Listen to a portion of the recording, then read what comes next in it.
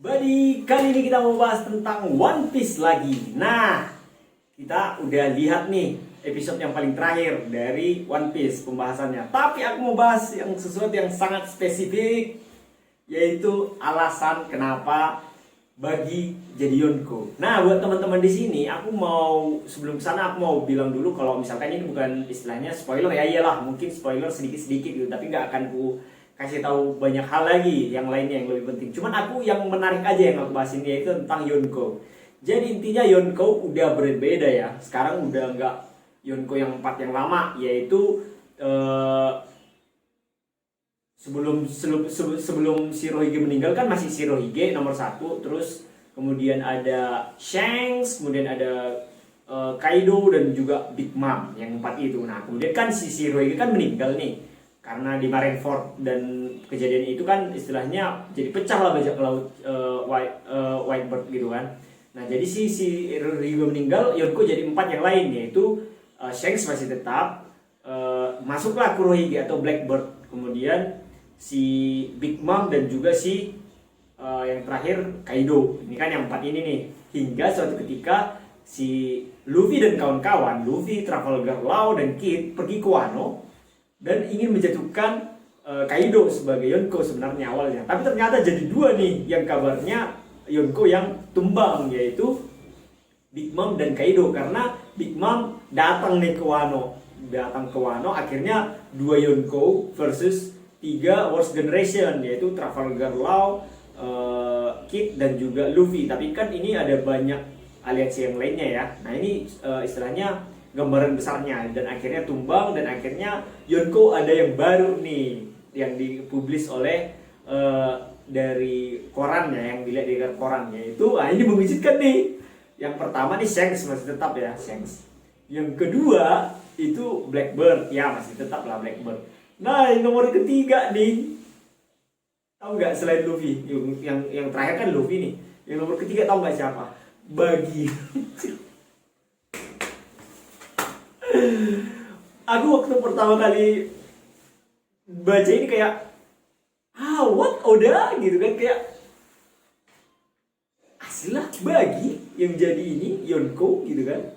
Awalnya aku kayak receh gitu kan, masa si Bagi kan kalau bisa kita lihat kan Bagi kan kocak, cuman hokinya yang tinggi kayak si Usopp gitu kan. Luffy juga sih hokinya tinggi, tapi Bagi ini kayak sebenarnya dia unik, spesial, salah satu karakter yang disukai oleh Oda nih sebenarnya.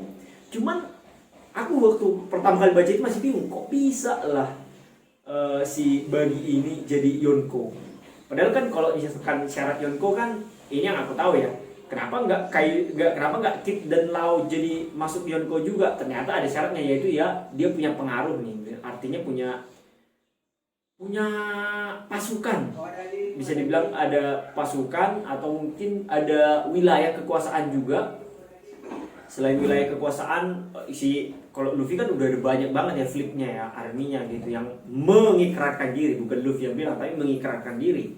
Terus ada wilayah kekuasaan ya, wilayah kekuasaan Big Mom, Alabasta dan lain-lain mengikrarkan diri juga untuk ikut sama Luffy.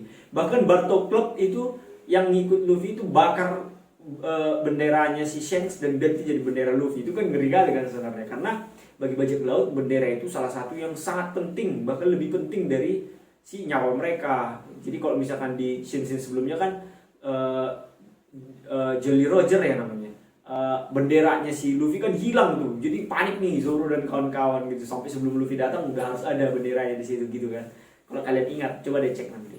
Nah, jadi si Barto ini kan pengikutnya si Luffy, bakar si bendera si Shanks ganti sama bendera si Luffy, mengikrarkan bahwa di daerah itu miliknya Luffy gitu. Ini sebenarnya gak ditahu sama Luffy ya. Nah, jadi itu masuk si Bagi, itu si Kid sama Law nggak masuk, tapi si Bagi masuk gitu kan. Itu bikin kesal, bahkan di terakhir bilang bikin kesal si Kid gitu kan, kok bisa gitu. Nah, jadi si Kid dan Law ini nggak masuk karena kita nggak pernah tahu ya daerah kekuasaannya Kid dan Law. Mereka udah memang kuat banget, bahkan kuat sekali, bahkan hampir sama kayak Luffy dan krunya gitu ya. Tapi mereka nggak punya wilayah kekuasaan, itulah dulu ya. Mungkin ada tapi nggak luas gitu kan.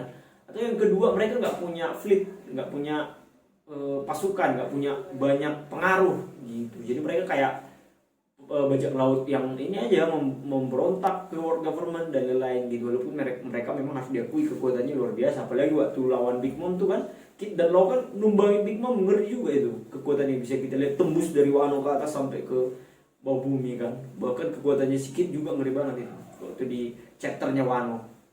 Nah itu dia kenapa sih bagi ngejadi Yonko gitu kan. Nah akhirnya dibalas lah, dijawab lah dijawablah di yang terakhir ini. Ternyata ya udahlah dibilang spoiler pun oke lah ya. Ternyata sisi Crocodile yang dulu musuh Luffy di Alabasta dan juga Mihawk adalah bagian dari bawahannya si Buggy. Coba acir, ngeri kali ya.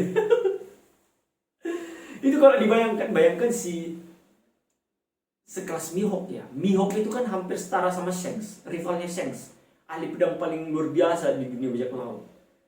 Terus si Crocodile salah satu orang yang strateginya luar biasa. Itu memang diakui sama Oda. Itu kecerdasannya luar biasa lah, strateginya luar biasa Crocodile itu. Sama istilahnya kenapa sekelas Yonko hampir setara dengan Yonko mau di bawah si Buggy gitu kan.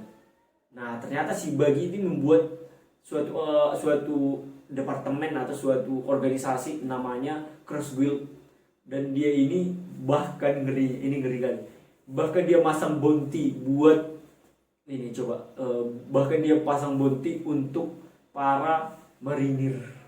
Ngeri gak tuh? Bahkan sama-sama mungkin Vice Admiral gitu, bahkan mungkin sama Admiral mereka pasang bounty. Siapa yang bisa menggelar atau membawa Admiral atau Vice Admiral, atau katanya juga di situ anjing-anjing world government dikasih bounty sama si Buggy dan Cross Guild ini. Ngeri gak tuh?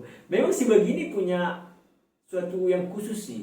Kalau menurutku dia khusus karena pertama dia nggak bisa mati, dipotong ya.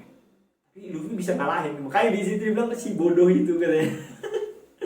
Nah itu bahkan dipotong sama Mihawk, dia nggak mati cuy, bayangin. Mihawk aja kaget gitu kan, kok bisa dia nggak mati. Mungkin di salah satu alasan kenapa dia ngikut si Buggy ya.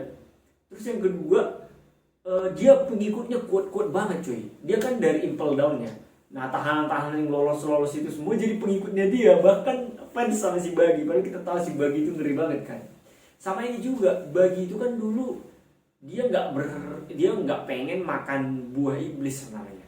Tapi buah iblis yang sedang dia pakai ini, yang sudah dia punya ini itu sebenarnya mau disembunyikan, mau dijual. Sebenarnya mau dijual, lumayan kan dapat uang gitu kan. Karena dia sebenarnya punya peta harta karunnya si John ya, Kapten John.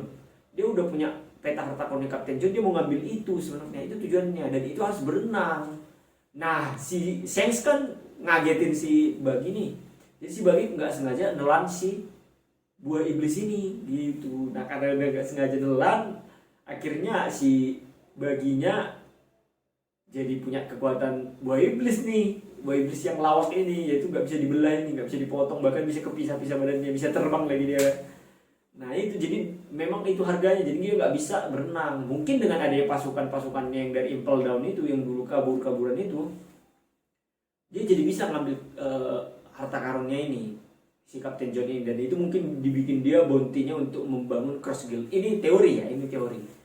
Nah, jadi kalau misalkan memang kayak gitu, terpenuhilah syarat jadi Yonko tadi, yaitu punya pasukan lah ya. Iya banyak banget kan tawanan Impel Down itu yang dia bawa itu. Satu kapal itu bayangin semua, dan itu kuat-kuat semua. Level berapa itu penjaranya itu. Terus selanjutnya si emasnya ini atau misalkan si harta karun ini udah bisa membiayai kali. Dan selanjutnya dia udah punya wilayah gitu.